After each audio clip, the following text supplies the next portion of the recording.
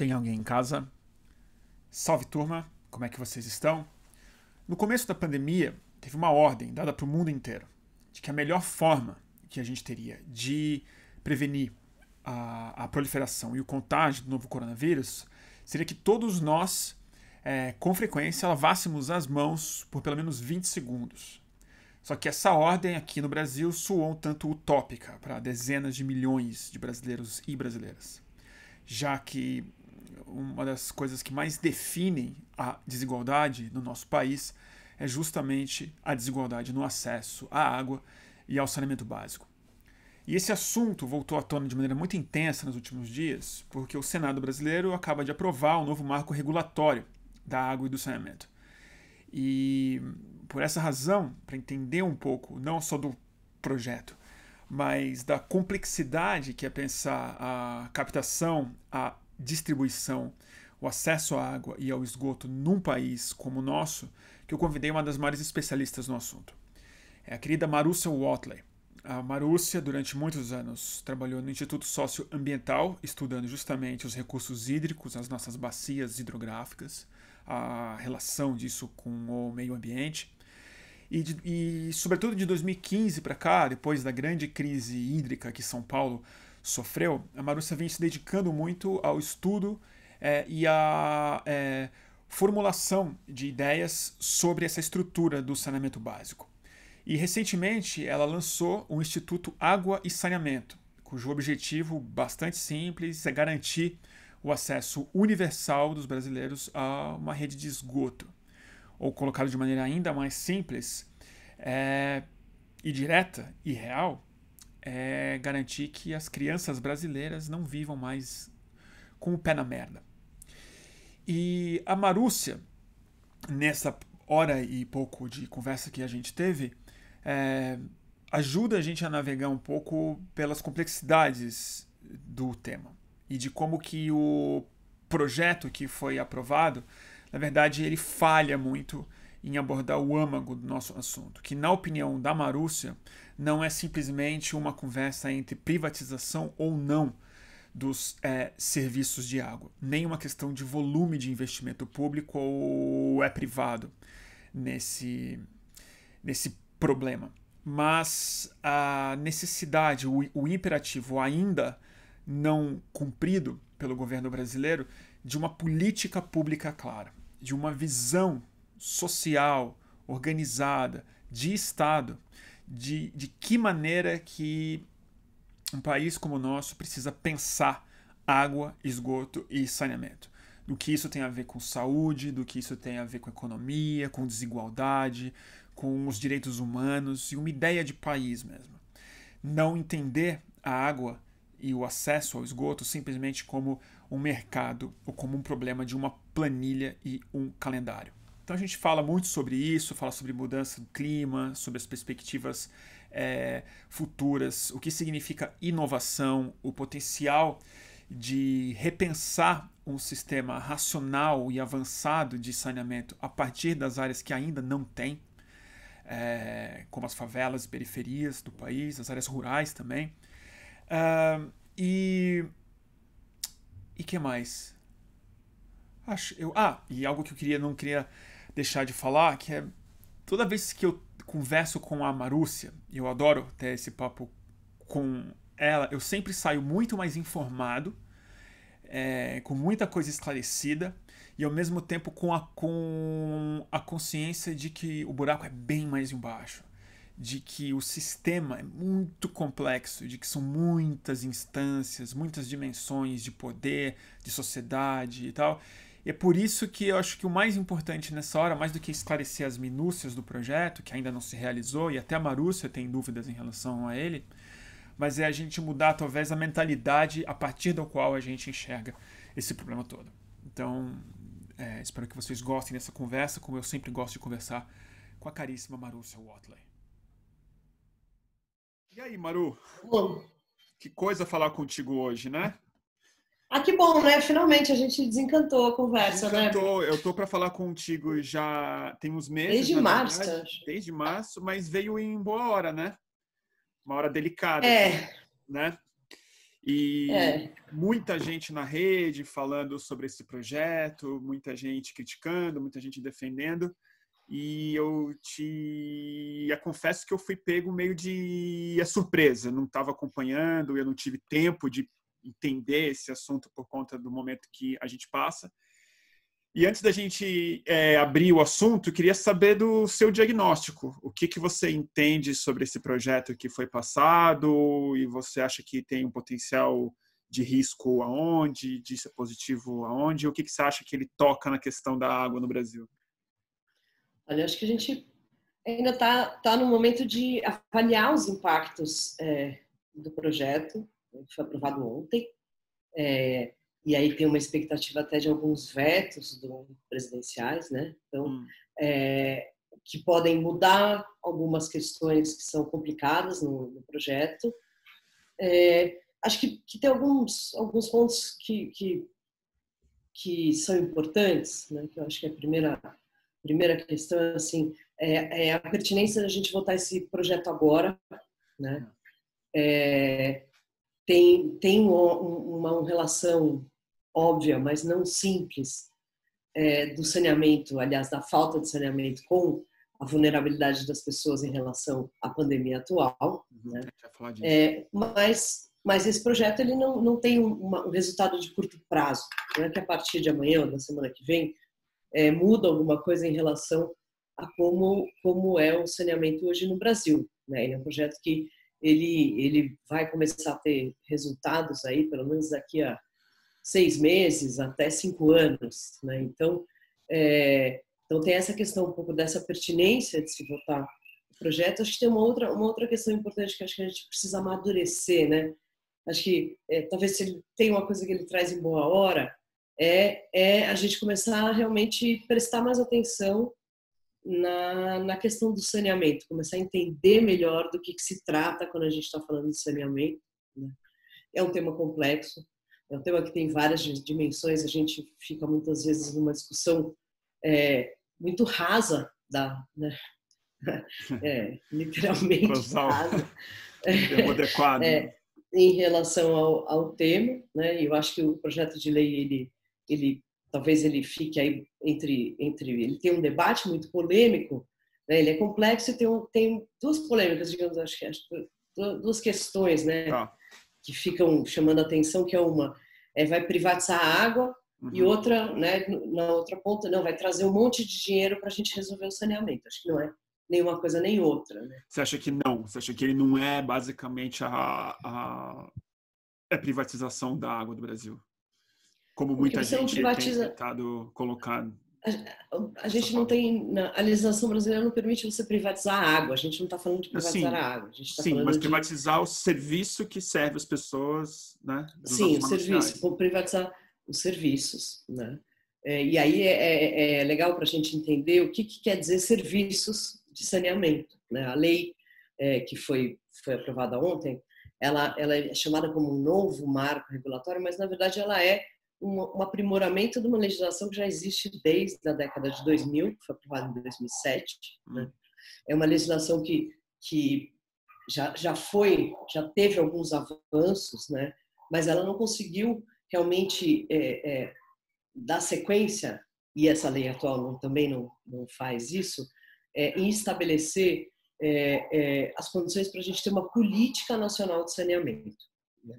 A gente tem, por exemplo, para outros temas, recursos hídricos, meio ambiente, saúde, a gente tem uma lei que cria uma política que cria um sistema nacional de saúde, SUS, por exemplo. Né? A gente não conseguiu, nem na lei da década de 2000, apesar de ela ter tido avanços que poderiam ajudar a começar a estabelecer uma política, né? Porque saneamento não é uma coisa de curto prazo, saneamento precisa de continuidade, estabilidade nas ações, né? No planejamento. Saneamento ele talvez assim, quando a gente vai olhar os dados de saneamento, ele é um indicador da brutal desigualdade no Brasil, né? Então, com saneamento e sem saneamento define várias coisas na vida das pessoas. E infelizmente esse projeto que está aí, nem a lei anterior, né? Ela já começou a avançar no sentido de primeiro definir quais são os serviços de saneamento. O saneamento não é só a questão da água, ela tem a questão do abastecimento de água, desde a captação da água lá nos mananciais até a distribuição na casa das pessoas. E aí tem várias etapas, tem toda uma cadeia, não precisa ser necessariamente até uma empresa só para fazer isso. Inclusive, ontem, durante a votação, isso ainda está um pouco confuso, mas durante a votação teve até essa questão levantada pelo próprio Tasso Gereissati de que a parte de captação da água não entraria em questões de eventuais concessões privadas, né? A captação continuando com o Estado, como, por exemplo, acontece em Barcelona. Barcelona E foi isso que aconteceu assim. no nosso projeto. Ainda é monopólio do Então, Estado a captação? Não está claro. Sim, então, isso não está claro, mas o saneamento ele é um monopólio natural, né? Ele é diferente de outros serviços de concessão, por exemplo, como telefone, que você vai poder ter diferentes prestadores no mesmo lugar e escolher. Não Na dá para verdade, competir, total. a competição, onde ela vai acontecer? Ela vai acontecer na hora da concessão, né? E isso é o que é uma grande mudança na lei atual, porque a gente não pode desvincular, né, o momento atual da história do saneamento, de como o saneamento vem sendo estruturado no Brasil. E, infelizmente, não é que até os próprios indicadores, né, a gente tem trabalhado no âmbito do Instituto Água e Saneamento, né, com vários dados para fazer uma leitura mais próxima do chão, né, sobre a situação, e a gente usa um documento, uma referência que é o Plan SAB, que foi um resultado da lei anterior, né, uma lei que, numa tentativa de construir uma política, faz um plano, e é daí que vem esse prazo que estão falando, que a lei criou, de 2033, vem lá do Plan SAB, né, vem lá da versão de 2013. Então, a gente manteve uma meta muito ambiciosa, porque nesses 10 anos de implantação da lei, teve um conjunto, teve um período de tempo, PAC 1, PAC 2, que se elevou o patamar de investimento no saneamento, mas não necessariamente é que a gente não teve um grande salto no acesso, né? Mas isso deveria ser contínuo. O que ocorreu é que não foi contínuo. A gente tem uma redução gradual dos investimentos em saneamento ao longo dos últimos anos. Uma redução gradual? Uma redução brutal, na verdade. Brutal, tá. Nos últimos anos, A gente analisou o período de 2003 a 2017, são 15 anos mais ou menos, que foi uma média de 12 bilhões por ano, né? Isso, obviamente, não é igual, né? Foi mais concentrado nos períodos do PAC 1 e PAC 2.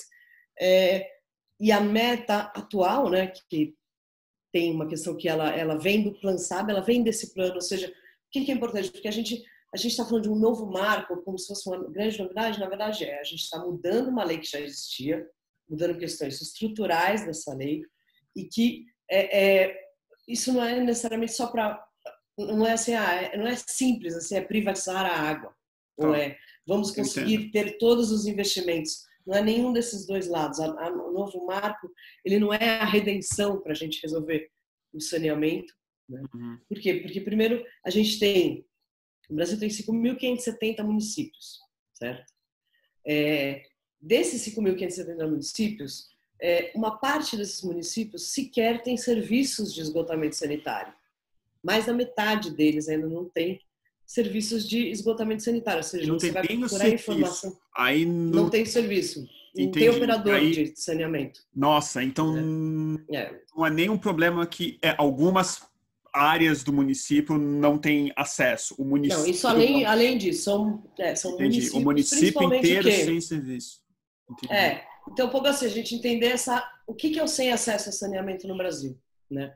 A gente tem esses principalmente pequenos municípios mais isolados, população rural e população moradora de assentamentos precários, favela, nas grandes cidades, né? Esse dá um contingente grande de população, né? Sem acesso adequado, né? E a gente mapeou esses dados com base nesse Plano Nacional de Saneamento, que traz uma metodologia bem interessante, porque ele rompe um pouco com essa narrativa, né, que a gente fica repetindo, 35 milhões de pessoas não têm acesso à água no Brasil, 100 milhões não têm acesso a esgoto. Esses dados, eles vêm do Sistema Nacional de Informações e Saneamento, são dados fornecidos pelos prestadores de serviço, onde eles falam, olha, no lugar onde eu atendo, moram tantas pessoas, não é necessariamente que as pessoas recebem a água. Entendi. Se, por exemplo, entendi. Então é um dado de mercado, basicamente, quase. É um dado, na verdade, são dados mais operacionais, é uma forma, né? É um setor também tem todas as questões muito setoriais do saneamento, numa linguagem que é muito difícil de você traduzir para quem não é da área. É uma conversa difícil. Então, de ter. Você entender que atendimento e acesso não é a mesma coisa. Porque eu posso estar na área de atendimento, mas eu moro numa favela onde não tem a regularização fundiária, então eu não estou considerado como atendíveis pela companhia que presta o serviço, mas eu estou dentro da área de atendimento e eu entro naquela conta. Basta ver, por exemplo, que dados assim, de grandes cidades como São Paulo, que mostra que tem 100% da população atendida, mas a gente tem uma grande parte de população que mora... Então, esse dado que a gente tem, esse dado clássico que a gente fala sempre, é de atendimento e não acesso, é isso? De atendimento. Então o problema de acesso é muito maior. Uma moto. Vai lá. Fica tranquila. Nossa, entendi. Então a questão do acesso é muito mais grave do que o número que a gente tem, que basicamente é atendimento. Tá muito ruim o barulho? Não. Vamos seguir. Então, porque tem essa questão, primeira coisa, né? Saneamento tem essas complexidades. Então, primeira, entre atendimento e acesso são coisas diferentes, né? E uma metodologia muito interessante que esse Plano Nacional de Saneamento construiu, né, é qualificar um pouco esse atendimento para poder chegar numa leitura melhor do acesso, né? Lembrando que o acesso à água e a esgoto é um direito humano reconhecido pela ONU, do qual o Brasil é signatário. São 2 direitos integrados, você tem acesso à água e acesso a esgotamento sanitário, são 2 direitos humanos, e isso deveria nortear, né, nossas decisões e nossas políticas. Então, essa é uma primeira questão, e acho que essa é uma questão que a gente perdeu a oportunidade agora com essa revisão da lei. E é meio isso que eu ia te perguntar, na verdade, porque a sensação que dá de fora é que a gente está falando sobre o mercado da água e de que forma ele vai ser regulado, de como que a conta chega, sim, mas de para quem que o dinheiro vai. Mas a gente está falando isso... de um direito, né? E é estranho a gente colocar uma coisa que está na Constituição e na Declaração de Direitos Humanos como uma questão bem de mercado mesmo, né? A gente não está falando... É um serviço que é monopólio natural, que é um direito humano, um serviço essencial, né? Então, acesso à água, esgotamento sanitário, direito humano, serviço essencial, política pública e saúde coletiva, né? A gente tem essas dimensões. Então, uma primeira coisa que eu acho que a gente já perdeu essa oportunidade, até mesmo do ponto de vista da oposição ao projeto, né, de tentar inserir esse dispositivo que reconhecendo, né, a gente não tem isso, apesar do Brasil ser signatário, etc., a gente não tem isso reconhecido. Então, isso foi uma oportunidade perdida. E esse projeto de lei, basicamente, ele visa, sim, facilitar a participação do capital privado no setor de saneamento, partindo, obviamente, da perspectiva do governo atual, né, ultraliberal, etc., de que o capital privado vai resolver esse problema, mas acho que, de fato, a gente tem uma série de receios, ainda tem muito que avaliar em termos dos resultados da lei, né? Lembrando que o resultado prático dela não é de um dia para o outro, né? Sim. Mas a gente tem o seguinte, saneamento, acho que a primeira coisa saneamento ele tem 3 dimensões. A gente está muito acostumado a olhar para o saneamento só para a parte da operação, da prestação do serviço.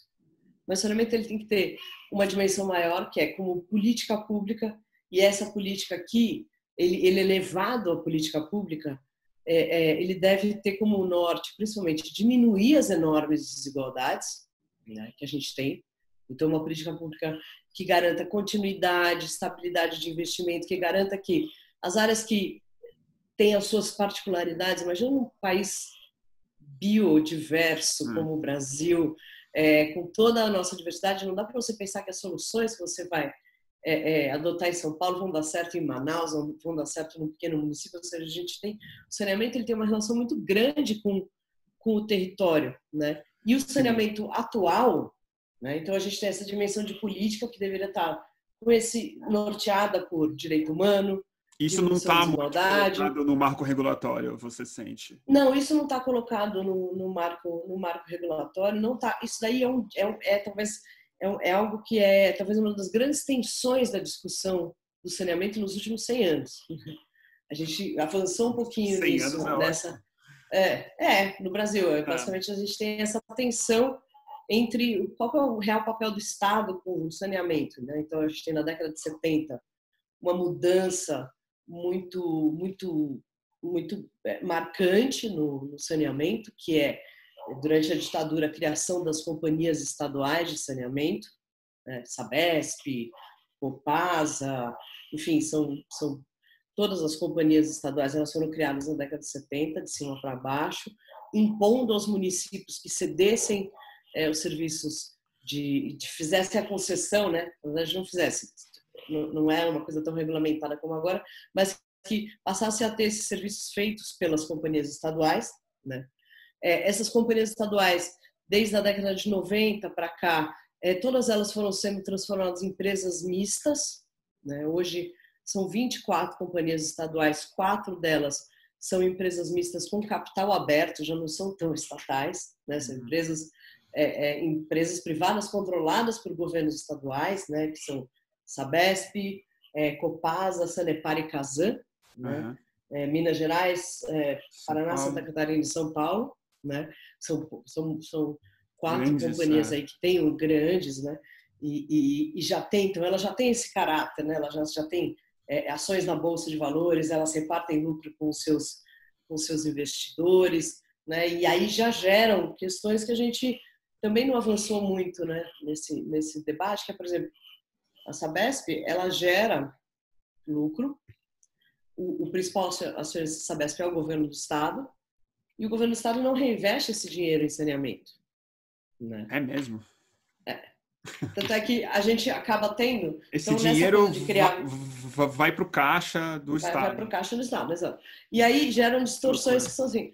A gente, ao não avançar numa definição de criar um sistema nacional, pensando que a gente tem um pacto federativo no Brasil, que determina o papel, qual que é o papel do município, qual que é o papel do Estado, qual que é o papel da União, esses papéis de saneamento são bem confusos.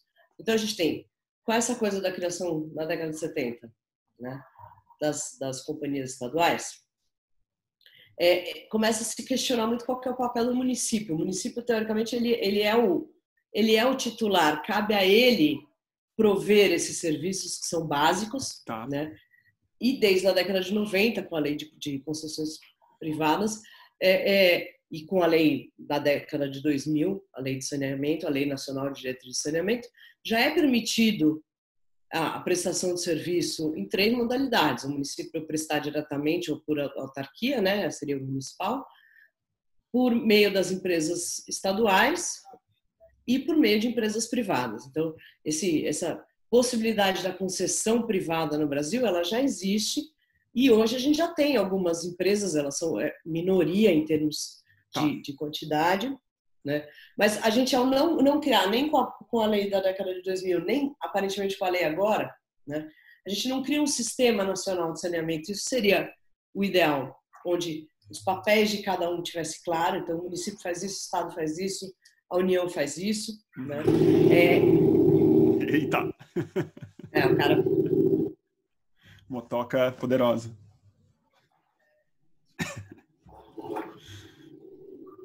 Tudo bem, Maru, vambora. Meu vizinho, não preocupa, não. De máscara ele tá hoje. Ele nem costuma usar máscara? Não. É uma galera que tá meio desencanando, né? Muito, né? Achando que já passou. Mas, enfim, Bruno, acho que tem essa questão primeiro, que a gente tem essas três dimensões. Então, uma questão que seria super importante é a gente conseguir avançar em criar um sistema nacional de saneamento.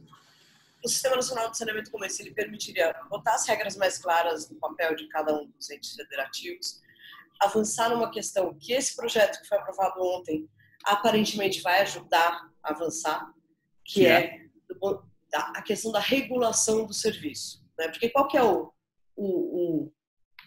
que pode acontecer agora? Né? A gente tem um incentivo para a participação de capital privado, né, no saneamento. Isso já está acontecendo, né? Por exemplo, já tem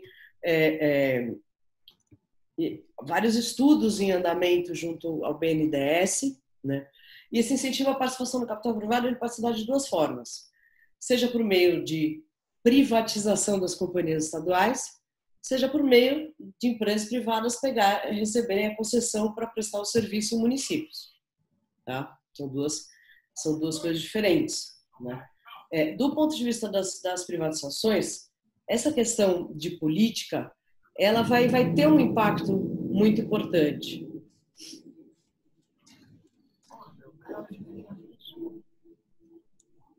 Que eu quase não te ouço se ele fica aqui. Imagina. Porque faz um eco aqui atrás. Bom, então, assim, essa a primeira coisa, né?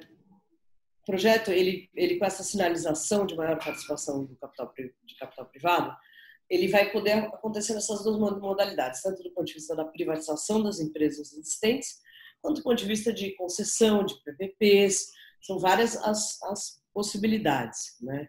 Em relação à privatização, acho que é super importante ter muita atenção para esse tema, porque não está claro, e aí acho que é uma questão que a sociedade a gente tem que ficar muito atento e discutir, porque assim, à medida que a gente não tem uma política que determina bem os papéis, a gente está falando de São Paulo, né, por exemplo, então a gente tem o município é o titular dos serviços, teoricamente ele contrata, muito fácil, a gente com lixo, isso é muito natural, né, lixo, saneamento, a lei da década de 2010, ela fala que saneamento são serviços de abastecimento de água, de esgotamento sanitário, coleta, transporte, tratamento, manejo de resíduos e águas pluviais, né? A questão da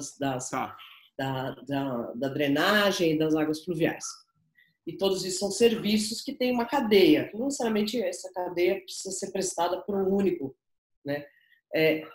E que o titular para conceder esse serviço são os municípios e que os municípios podem conceder ou prestar diretamente para empresas municipais, para empresas estaduais ou para as empresas privadas. As empresas estaduais, que elas já vêm dessa história da década de 70, elas já tinham uma prerrogativa que são esses contratos de programa, ou seja, elas já faturaram os contratos para esses municípios sem licitação. E são contratos que realmente têm uma série de questões, muitas vezes muito mais favoráveis à companhia estadual do que ao consumidor, ao município. Né? Um exemplo, né? A gente tem das 24, dos 5.570 municípios, né? A gente tem algo em torno de 5.000 deles que têm serviços de abastecimento de água, tem um prestador de serviço, segundo o Sistema Nacional de Informação de Saneamento. Informações fornecidas pelos prestadores no Brasil todo. Tá?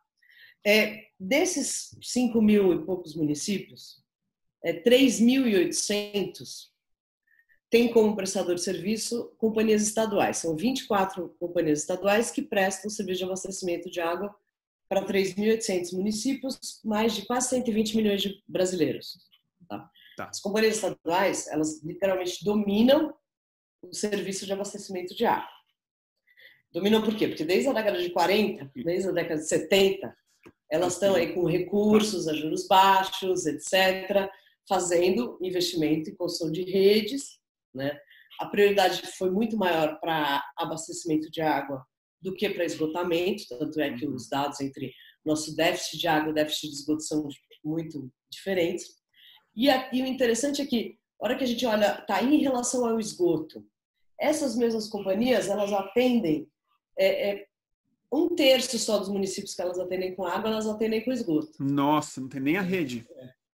Não tem, não tem rede. Nossa, que loucura. Então, o esgoto ele não andou da mesma velocidade, né?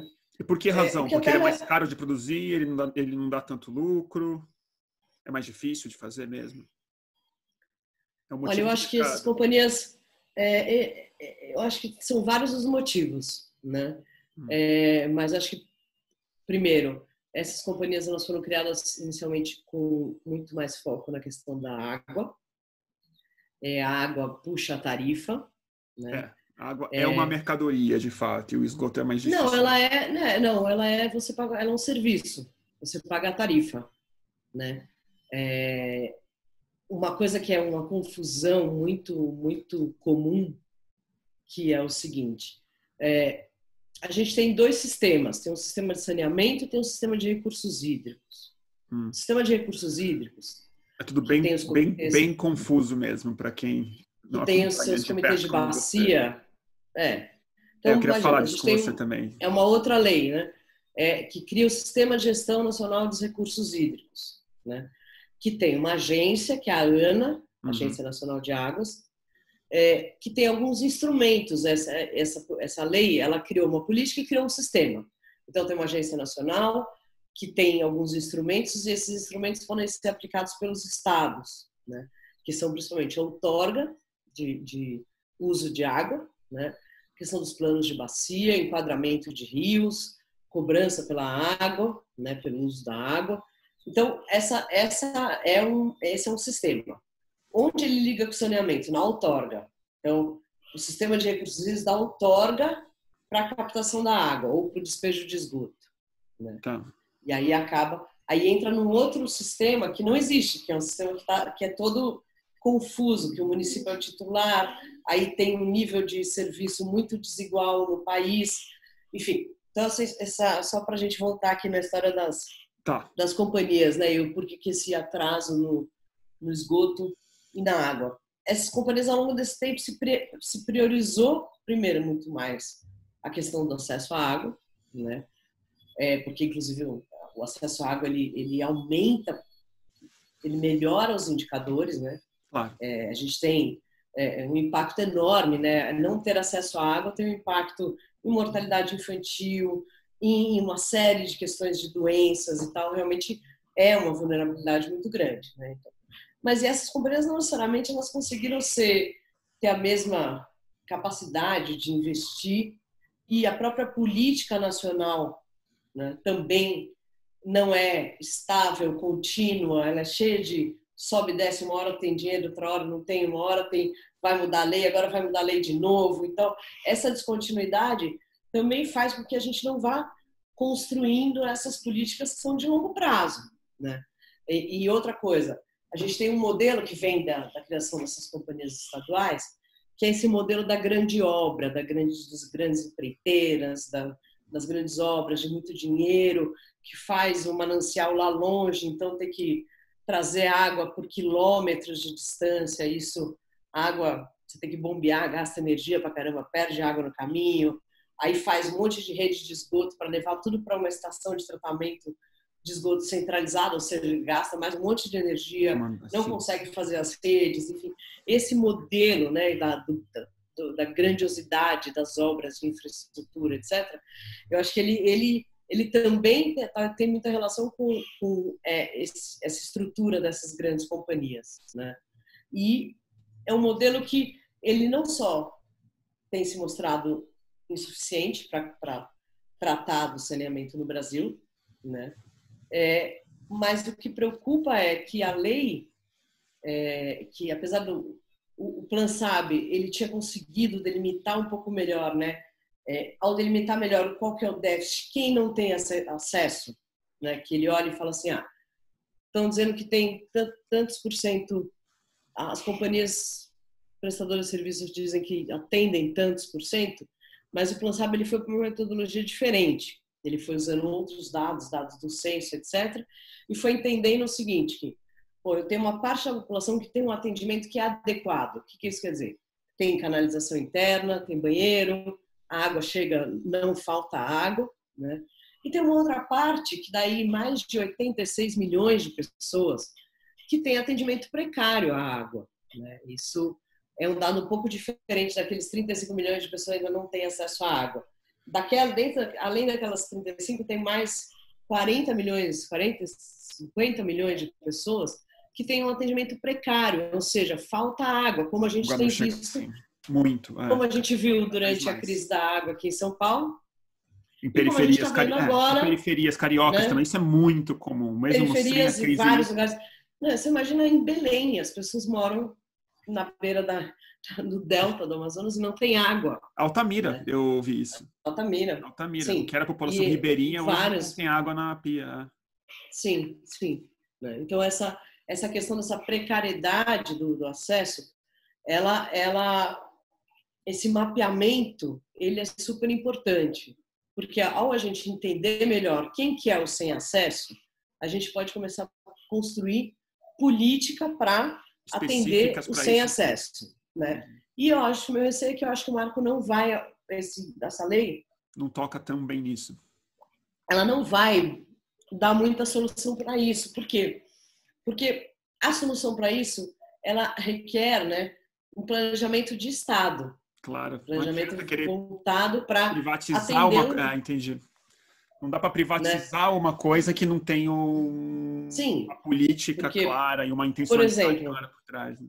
As populações que moram em situação em assentamentos urbanos que não estão regularizados, essas populações elas não entram como populações atendíveis para esses serviços, até que elas sejam regularizadas. Isso não está previsto no marco, mesmo assim.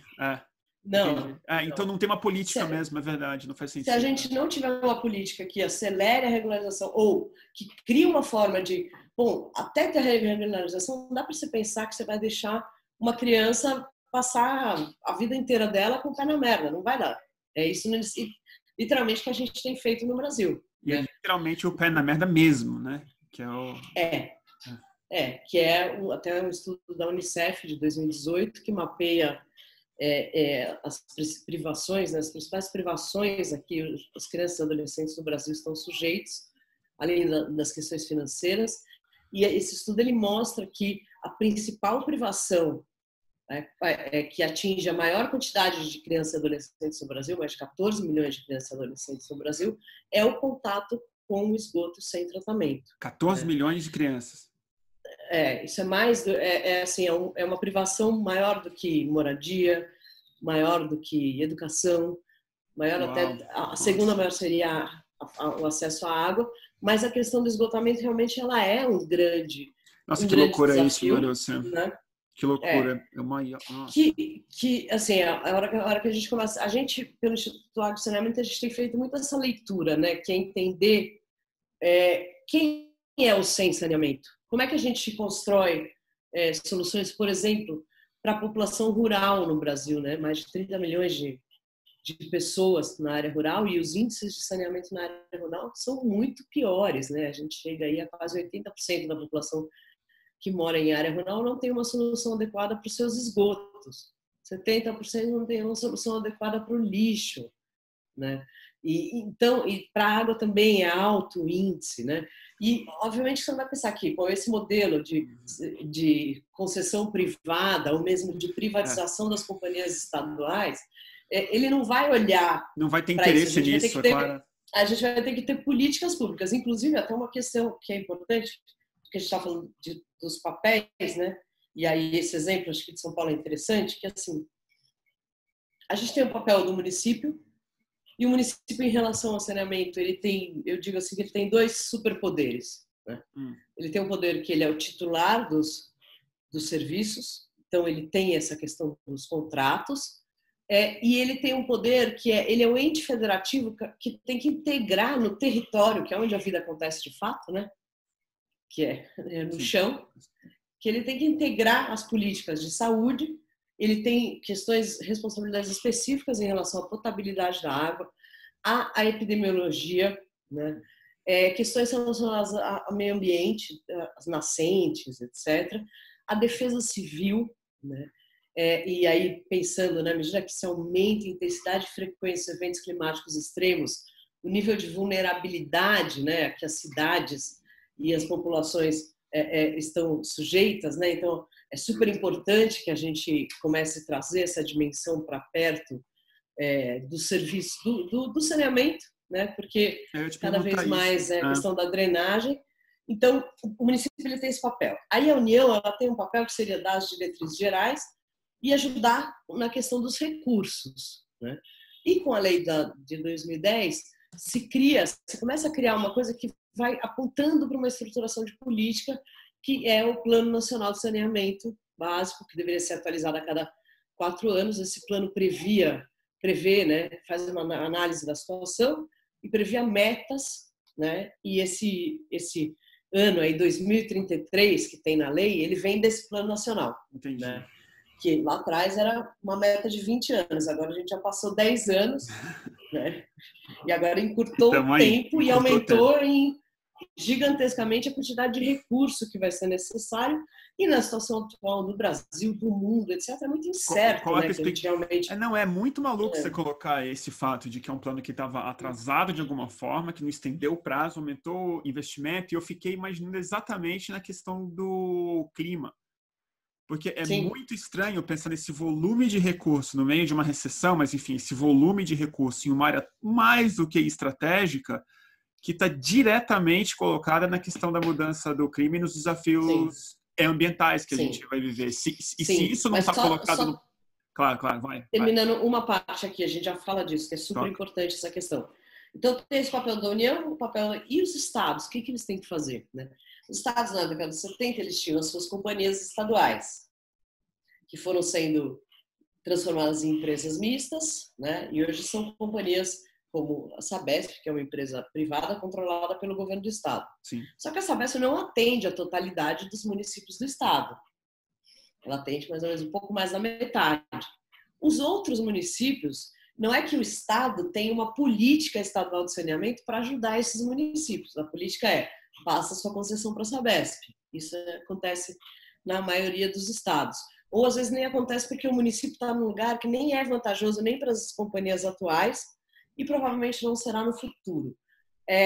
Para isso, essa lei ela prevê uma coisa que se chama regionalização, que até pode ter um conceito interessante para a questão de resolver algumas questões de saneamento, mas que não necessariamente é o que está por trás da regionalização proposta, porque se a regionalização proposta for só com essa coisa, né, da economia de escala, etc., ela não vai resolver o problema de quem não tem acesso, porque quem não tem acesso está fora desse cenário. Né? Está fora do cenário e não compensa para um investimento cujo fim é lucrativo. São riscos, são questões que a gente precisa estar muito atento agora nos próximos passos, né, de regulamentação dessa lei.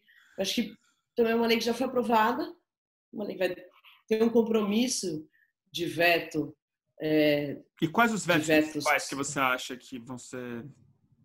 O que foram mencionados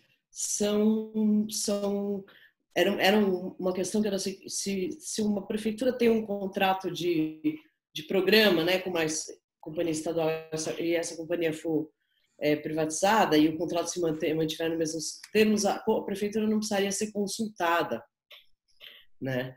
E isso você imagina, você muda o seu prestador e ninguém te consulta, né? Porque hoje, apesar dos municípios serem os titulares, né, é uma outra dimensão que é super importante, né? Que esse projeto talvez ele ajude com a questão da regulação do serviço, porque qual que é um risco?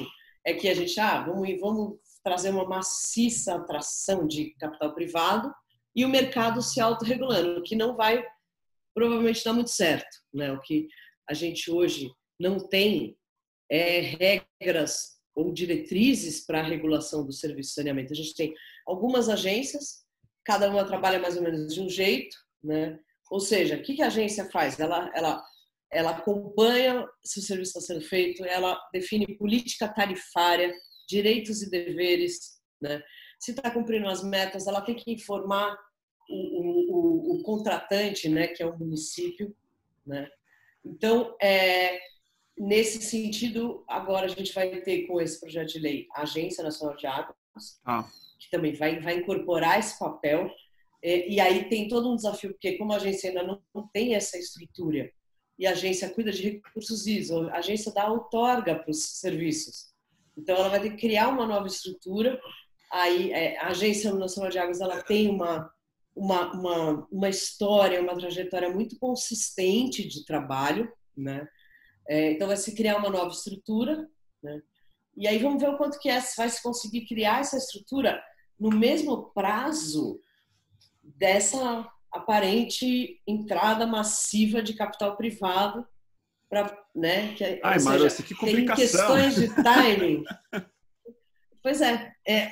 Toda vez Ainda, que a ou gente seja, você está conversa, eu tenho falando. essa sensação, assim, de que realmente é uma complexidade, porque são 1000 agências e sistemas, e autarquias e outorgas. Não, se você for imaginar, Bruno, a gente tem mais de 1.600 prestadores de água e esgoto no Brasil. Mais de 1.600 prestadores de água e esgoto no Brasil. É. Ah, meu Deus do céu. Isso, sendo Tipo que a coisa de gente padaria no Brasil, né? Que loucura. tem 3 mil municípios que não têm serviço de esgotamento sanitário. Né? Ainda. Não Marúcia tem. do céu. Né? Ou não tem aquilo como tem fossa, porque o município não necessariamente precisa ter uma enorme estação de tratamento.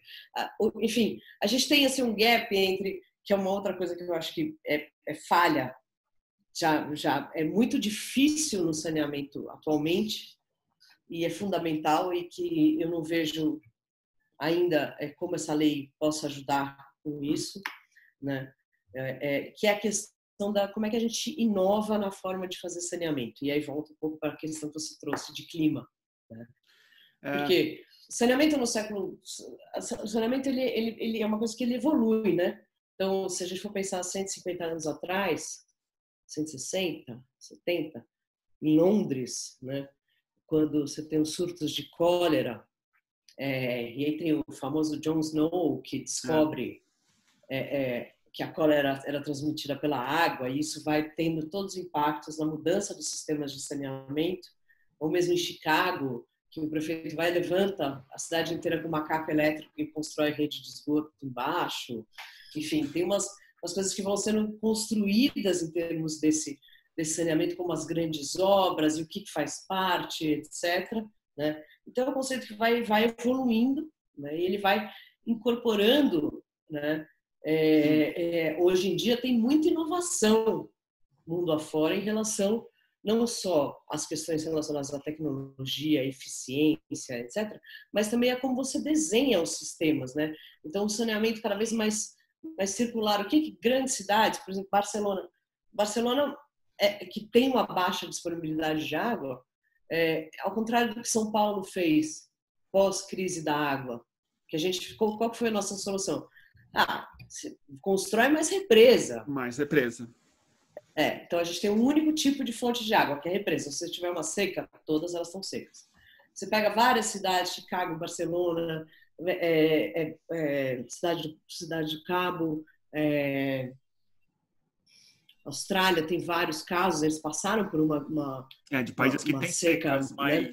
mais recorrentes. Não, e o que grandes cidades têm feito? Né? Diversificar suas fontes de água. Ou seja, eu tenho represa, eu tenho captação, coleta de água de chuva, eu tenho reuso de água mais circular, menos linear, né? Que eu pego a água lá da cantareira, distribuo, levo para sua casa, jogo no Pinheiros, do Pinheiros ou vai para Imperior, ou vai para Billings, e da Billings vai para Santos, ou vai para Guarapiranga, e volta, enfim. A gente ainda tem uma coisa muito, muito linear, né? E a gente vai ter que aprender, até porque a incerteza, a emergência climática e a incerteza de que o regime de chuvas vai ser o mesmo, a gente sabe que não. A gente sabe que não, Então, a gente não sabe a gente não sabe. Já não é mais o mesmo. A gente está passando por um inverno super seco em São Paulo. O sul do país também enfrentou uma seca, tá numa situação de seca. E a gente mal falou disso, né? De Foz do Iguaçu, então, o nível que estava aquelas cataratas. E ao mesmo tempo, Manaus teve enchentes super acima da média, Belém, etc., né? O que até ajuda. Imagina, né? Você tem um nível de vulnerabilidade, né, da população dessas cidades. Então, essa questão do saneamento como uma política que integra mais coisas, que não é só um serviço, né? Que aí a gente pensa, tentando descomplicar o saneamento. Você tem a parte da operação, e, a meu ver, eu acho que a gente pode ter operação feita de várias formas. Inclusive, acho que esses dados, na hora que a gente olha esses dados de água e esgoto, não necessariamente a empresa que fornece bem água é a mesma que vai fazer bem o tratamento de esgoto. A gente pode começar, inclusive, ter empresas que uma cuida da água, outra cuida do esgoto. Israel tem isso, por exemplo, né?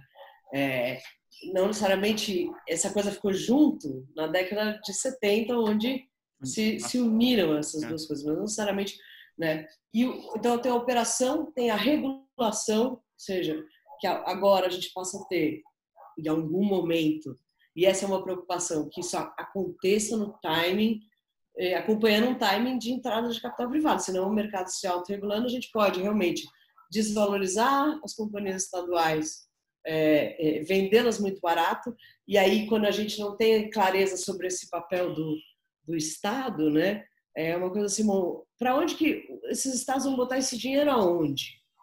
Se for vender? A gente precisa começar a discutir para onde que vai esse dinheiro, né?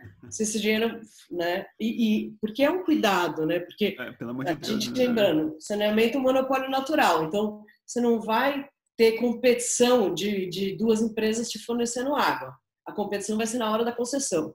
Existem muitos casos dessas concessões com problemas de corrupção, de conflito de interesses, enfim. Ou seja, a gente tem que ter uma atenção redobrada e isso é importante, né? E aí eu acho que essa coisa de ver o debate de forma rasa entre a privatização da água ou muito dinheiro aqui, a gente precisa começar a pensar, primeiro, que já foi aprovado, né?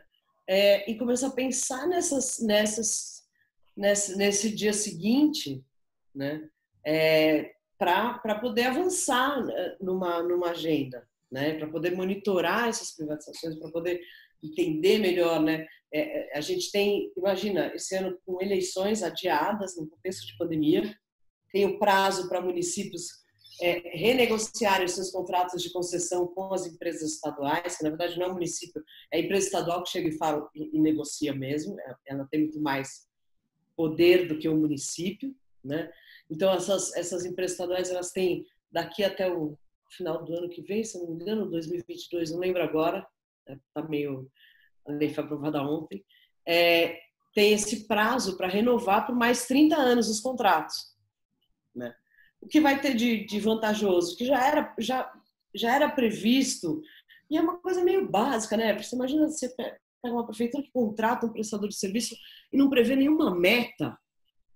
Tem que ter meta nos contratos de eficiência, e acho que aí a gente tem uma oportunidade importante de sociedade para incidir de que essas metas sejam além de quilômetro de rede, sejam metas com indicadores de saúde no município, novamente, né? Com indicadores que a gente de não perdas discute, de água, entendeu? Então acho que essa é uma coisa que o saneamento, ele é tão urgente, ele é tão importante, ele é tão determinante do bem-estar que a gente precisa romper essa coisa de que é uma coisa complexa e não pensar nisso e começar a olhar, até porque uma das coisas que a gente precisa, né, a gente até falou disso outro dia, né, sobre esse imaginário do saneamento e tal, mas é o seguinte, que eu esqueci de falar, que eu acho que é um aspecto importante.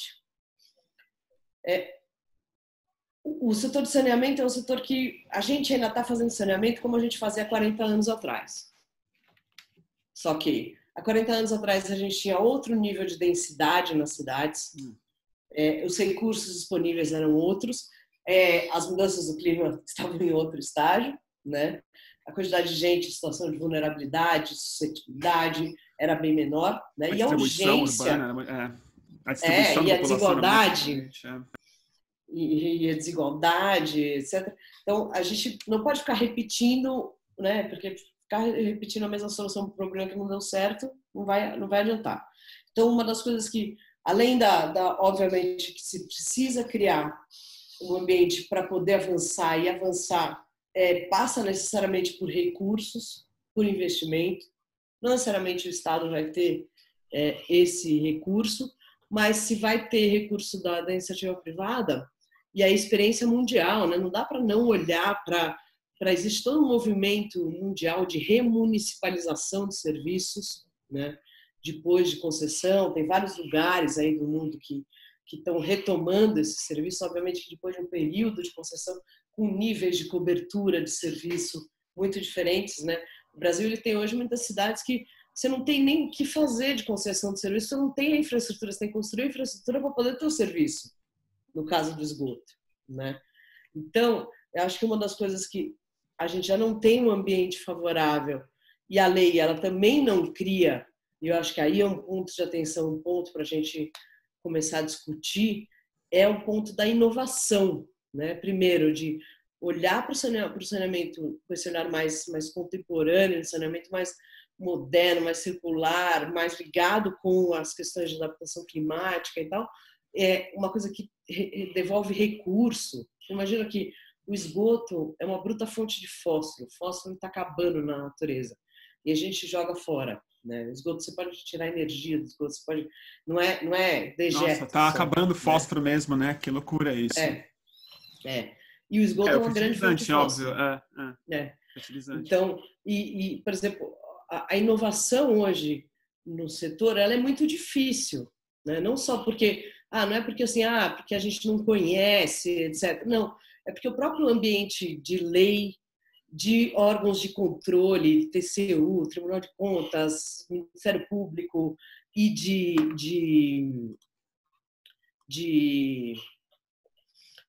da própria gestão pública é muito pouco permeável para a inovação, entendeu?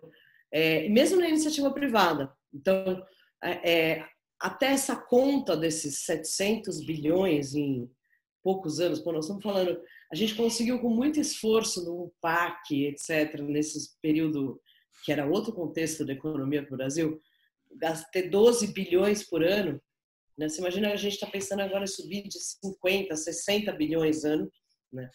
Isso vai, né? Como é que vai vir esse dinheiro? Vai vir com uma provável onda de privatização maciça, em que a gente realmente vai ter que estar muito atento para com menos incidência de política pública em cima disso, porque é uma tendência, né? É uma tendência ideológica também de não estabelecer muito marco regulatório em outro nível, né? Que não é o do mercado, né? Mas é o da Só que essas privatizações são no âmbito estadual e municipal ou supramunicipal, mas não são empresas federais, né? Então, de repente, a gente tem uma outra... Maruquizona?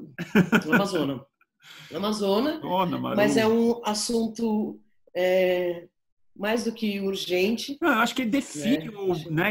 Ele define tanta coisa no Brasil, né?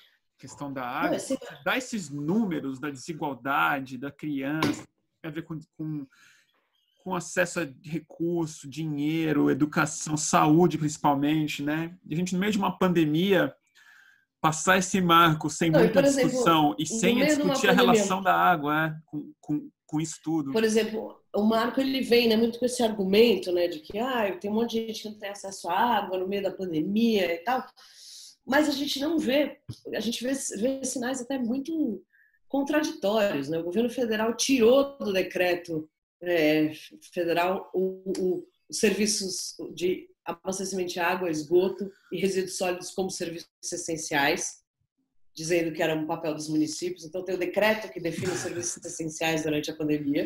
Que pôs academia, academia, atividade religiosa, etc. E tirou água. E tirou os serviços de abastecimento de água, de esgotamento sanitário e de coleta de lixo, certo, dizendo que isso daí é um problema dos estados e municípios. Alguns estados e municípios fizeram. O município de São Paulo, por exemplo, fez um decreto mantendo isso como serviços essenciais, mas obviamente que a gente não tem notícia de que esses serviços tenham parado, mas a gente também não tem, até porque a gente não tem uma diretriz nacional de regulação, as regras de regulação não são claras, etc. Mas, por exemplo, a gente não tem medidas que deveriam estar sendo feitas para essa urgência atual, que né, a principal recomendação da OMS é lavar a mão por 20 segundos com sabonete, né? Isso realmente faz a diferença.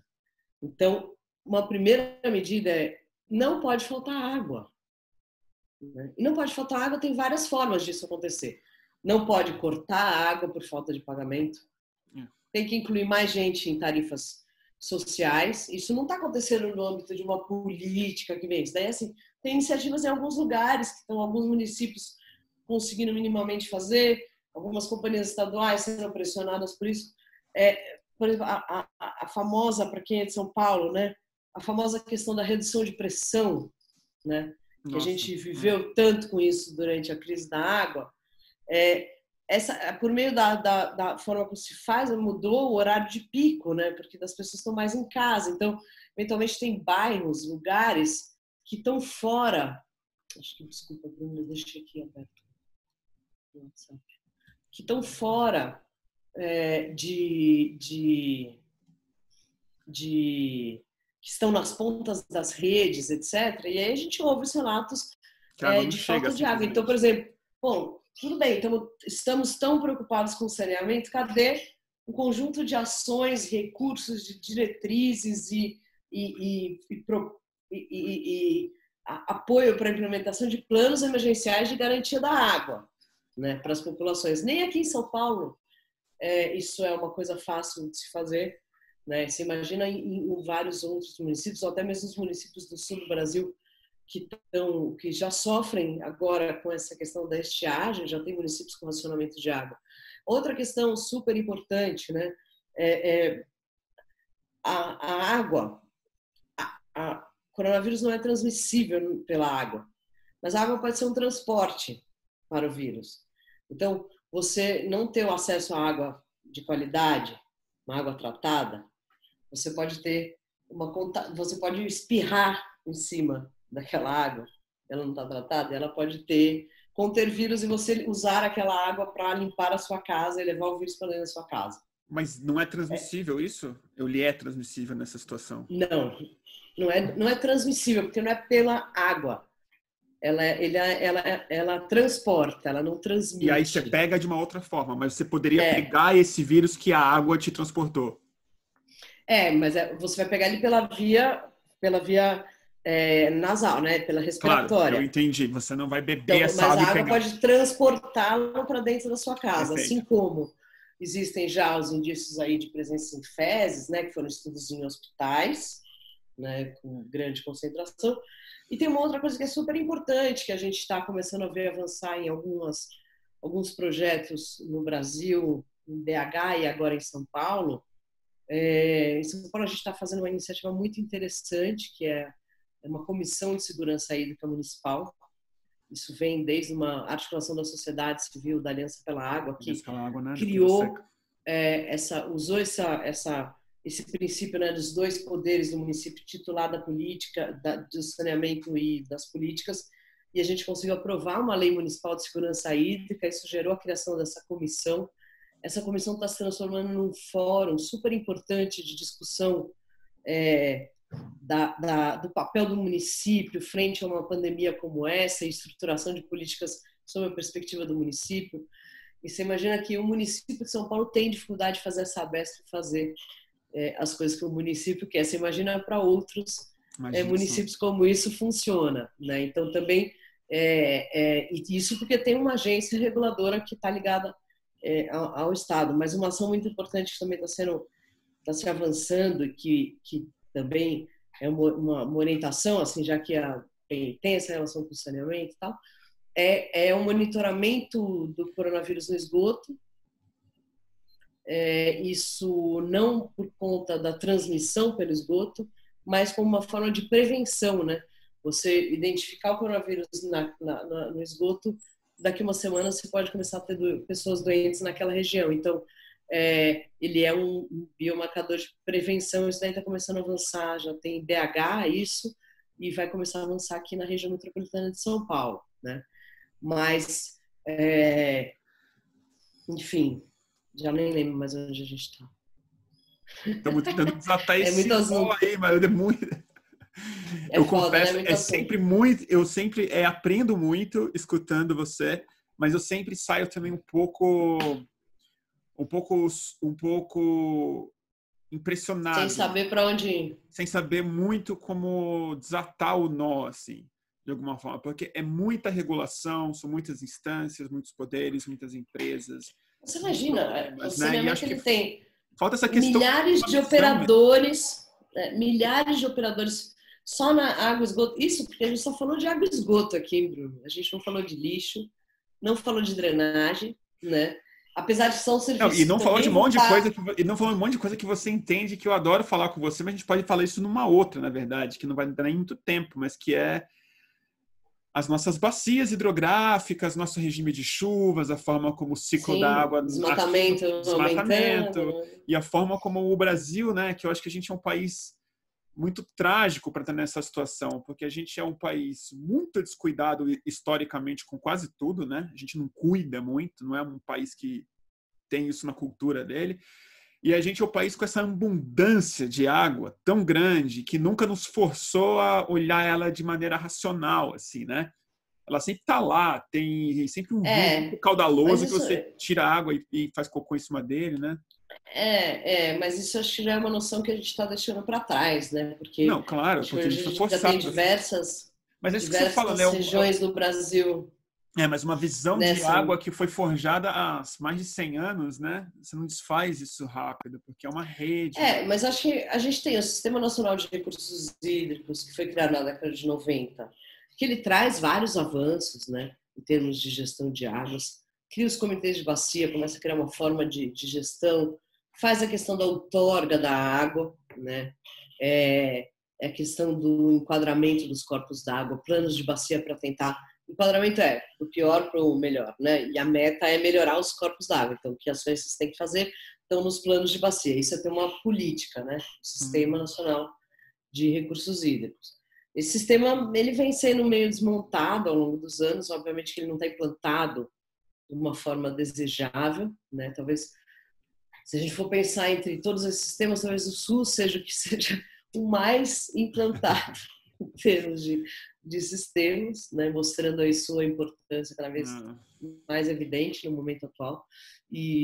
Mas assim, a gente tem, do ponto de vista de recursos hídricos, é muito desigual como ela acontece, porque você tem diretrizes nacionais, tem os rios nacionais, e cada estado implementa a sua política de recursos hídricos, que pode, inclusive, fazer outorgas e tal.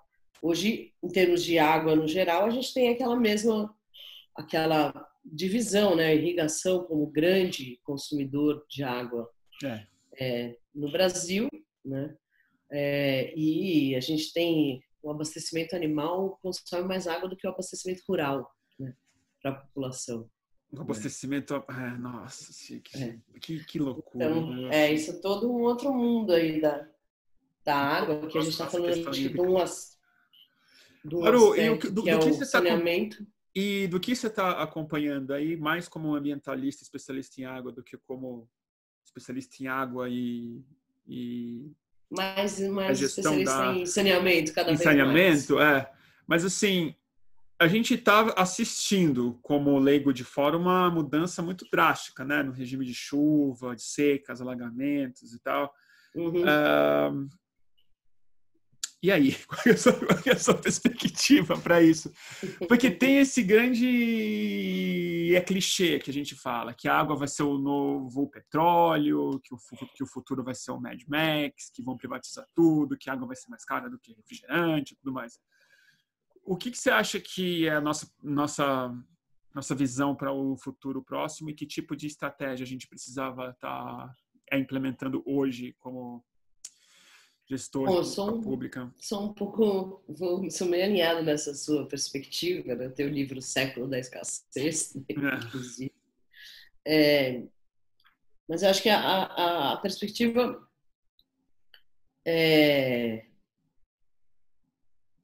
eu acho que ela é muito desafiadora.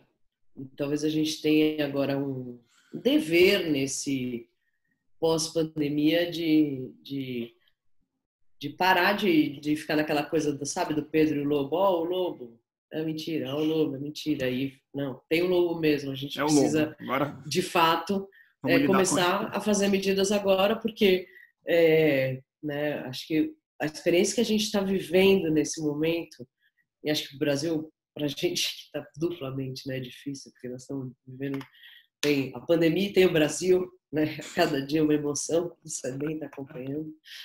E eu acho que assim, a gente tem muito que aprender desse momento para levar a sério mesmo, porque está aí, está batendo na porta, né?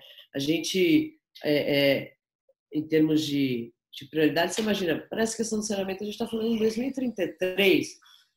Isso quer dizer que uma criança de 5 anos vai ter 18 quando vai chegar o esgoto na casa dela? E como é que vai estar o regime de chuvas?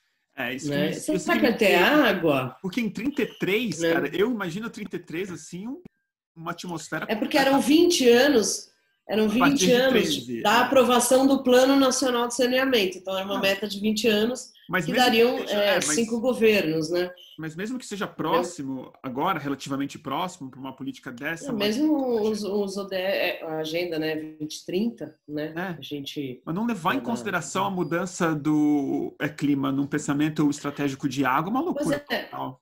pois é, e de saneamento, né? Porque se você imaginar, né, que uma chuva de proporções de evento climático extremo, ela pode chegar a comprometer uma infraestrutura de abastecimento de água. Não é de um dia para o outro que você Adapta, resolve e né? reconstrói o sistema de abastecimento de água. E vai precisar Né? de outro marco regulatório pra Não, acho que são refazer. questões.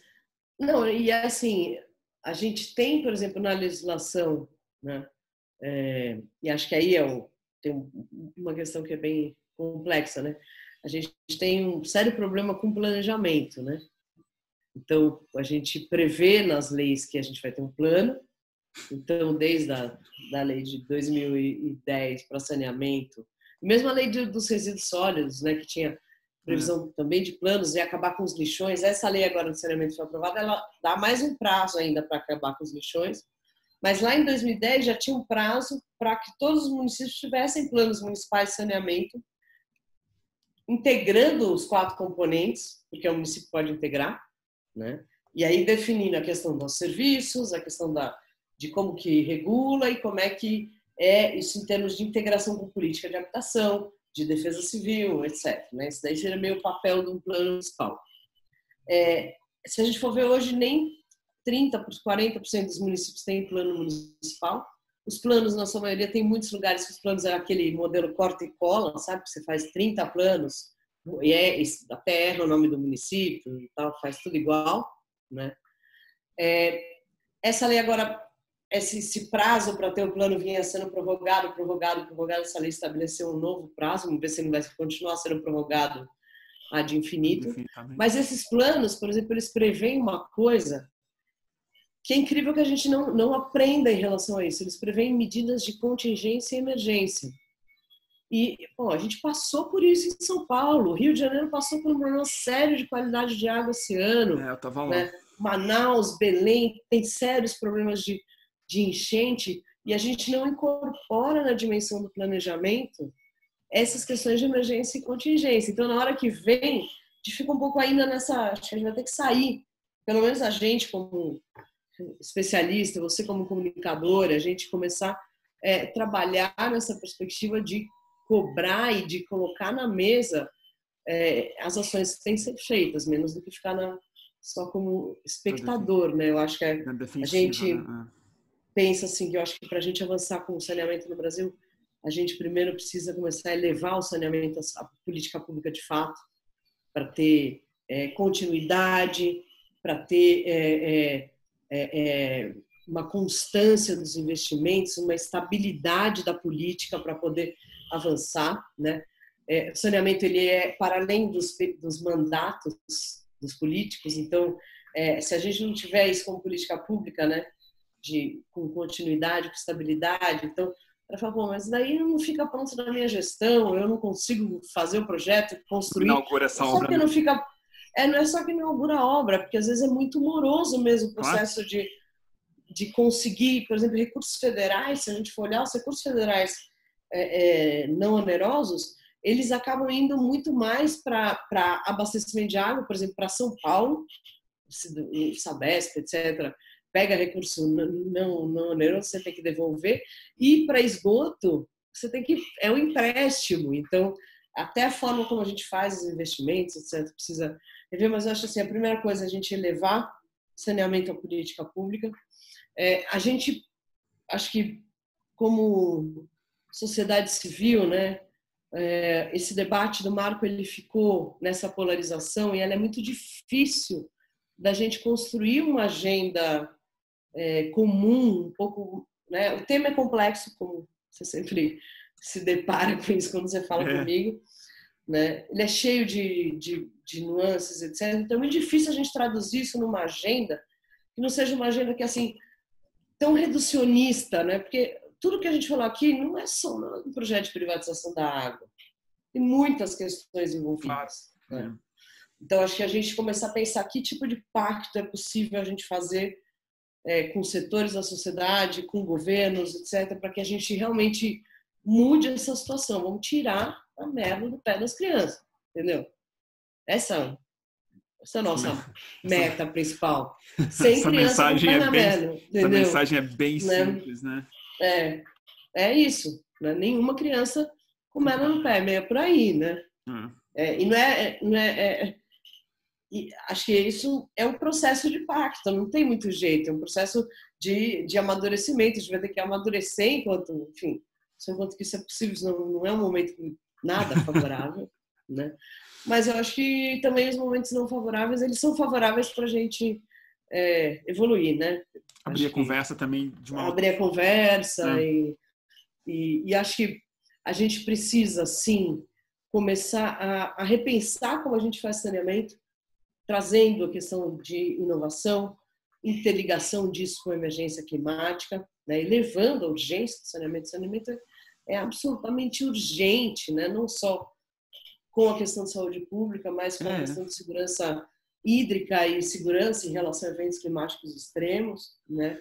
É o mínimo, né? É o mínimo, é o piso mesmo, né? É essa merda que a pessoa tem que parar de pisar mesmo para conseguir fazer qualquer outra coisa. E nessa linha, acho que assim, é um primeiro começo, né? A gente, um pouco essas motivações, elas me levaram a estar nesse projeto, um projeto que eu estou construindo há 2 anos, se chama Instituto Água e Saneamento. E a gente tem como missão, né, somar para que todo mundo tenha saneamento, mas principalmente com foco no esgoto, né? Muito motivadas por essa questão, puta, meu, não vai mais ter criança com pé na merda, né? Tem um pouco essa motivação, né? É isso. A missão bem é uma missão direta. essa. Nenhuma criança com pé na merda. E a gente resolver é muito complexo, mas a missão é bem objetiva, né? É bem direta. Mas se a gente já conseguir em alguns lugares, a gente, né, já ajuda a mostrar que é possível, né? Porque eu acho que uma das coisas muito difíceis e que assim fica toda essa complexidade do saneamento, mas ele pode ser muito mais simples. A gente está aprendendo aí com várias soluções que esse saneamento do século XXI, o saneamento que a gente quer, ele é mais simples, ele é mais circular, ele é mais comunitário. Você não precisa levar o seu esgoto lá longe. Você pode, né? A gente aprendeu um pouco aqui com a questão de cisterna. Você pode ter um pouquinho mais de autonomia em relação à sua água. A gente tratar mais localmente o esgoto, a gente devolver a água para o solo mais localmente. Quanto mais pessoas devolvendo água para o solo, menos água chegando nos rios, menos enchentes, né? E não, ao contrário, fazer mais calha de rio, mais obras gigantes, que nunca vai resolver. Então, acho que, nesse sentido, a gente tem pensado muito, né, na questão de construção de repertório de soluções para a gente ajudar a mudar e apostando muito que essa mudança vai vir de baixo para cima, da periferia para o centro, de baixo para cima.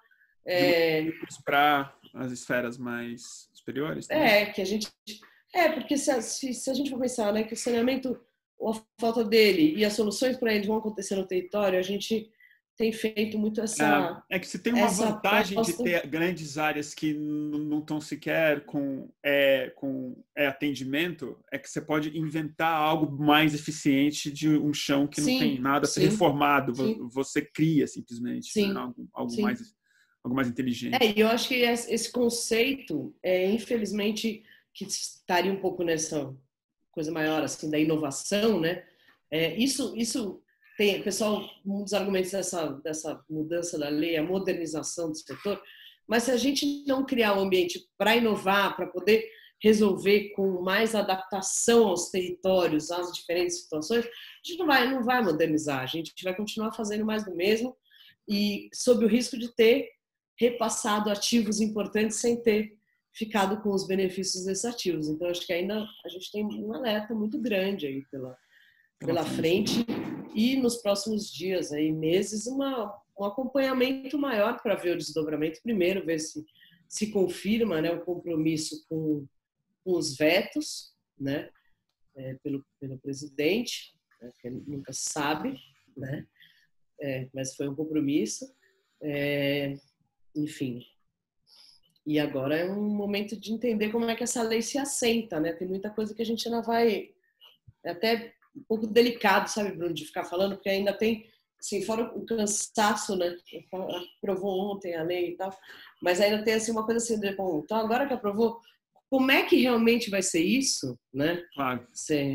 Então, acho que agora pode ter até um monte de coisas meio besteira que eu tô falando agora que não, vão se imagina, mostrar. mas é só pra gente ter, porque eu também fiquei super hesitante, porque eu não sei o que pensar direito, porque eu sinto que eu também, por princípio, eu sempre desconfio muito, ou sempre tendo a ficar muito do lado de quem está criticando que vão privatizar tudo, de que a água vai estar no controle de grandes empresas e tal. Mas eu sei que o assunto não dá para ser resumido dessa forma, pura e simplesmente, e eu queria te escutar, mas naturalmente que vai faltar muita coisa, tem que ver os resultados, ver como é que isso vai avançar. Mas esse é um risco, uma medida assim que a gente, como eu falei, né, dos dados das companhias estaduais, elas dominam o mercado de abastecimento de água. Sim. 3.800 entendi, totalmente. Então, a forma como vão ser feitas essas concessões e privatizações que é o que precisa ser discutido. Porque se isso for feito de qualquer jeito, e se for uma coisa que a gente não cria um ambiente... É aí que eu tenho um pouco de esperança. Exato. A forma como a gente já viu historicamente no Brasil as nossas privatizações. Né? Exatamente. Então, são realmente questões que estão aí muito ainda em aberto e que a gente precisa debater sobre elas. E, Maru, uma coisa, esse instituto que você está fazendo agora, novo, qual que é a proximidade dele ou a incidência dele com o poder? É público? Ou é uma associação ainda bastante dentro da sociedade? É civil? É uma organização da sociedade civil, é um instituto de investimento social privado, na verdade. A gente não tem relação de recurso com o poder público, não sei não, qual sim, mas eu não digo nem de recurso, mas de que forma que vocês podem ajudar na imaginação? Sim, uma das nossas frentes é trabalhar para ajudar a construir capacidade para o protagonismo local e municipal para fazer saneamento, né? E muito nesse foco, nosso foco muito nesse quem não tem saneamento mesmo, né? Então, pequenos municípios, áreas de ocupação em periferia ou ocupação em aglomerados urbanos não regularizados, tentando até avançar em projetos piloto que possam mostrar que é possível resolver a situação. Né? Você tem alguns exemplos, né, que vocês fizeram na Bahia, né? A gente fez, em parceria com a Associação Bem TV Diversidade, um projeto no município de Barra e com a ASA, né, que é a Articulação do Semiárido. Esse projeto resultou em melhorar ou levar água para 100% das escolas do município, na área rural, e colocar tratamento de esgoto em 20%. Né? A gente começou uma linha ali de ensinar os cisterneiros da ASA, o pessoal que sabe fazer cisterna, a fazer sistemas de esgoto, uma forma até de esses 100 saneamentos desses pequenos municípios e da área rural, eles não estão contemplados dentro desse projeto, né? E à medida que a gente não avança numa construção de uma política, eles não estão contemplados em lugar nenhum, né? Então a gente tem trabalhado nesse sentido. Legal, Maru. Queria te agradecer muito pelo seu tempo sempre. Obrigada a você, Bruno. E prazer vai enorme hoje mesmo. falar com você. Sempre. Que ótimo. Vamos lá. Sempre. E que pena que a gente não pode ser ao vivo ainda. Ainda, mas quem sabe em breve, né? Tomar aqui. vacina, pelo amor de Deus. Continue fazendo o seu trabalho, Bruno. E você o Que seu. é muito importante pra gente. E você o seu, bem mais. Valeu. Tchau, Maru. Obrigadão, querido. Um beijo.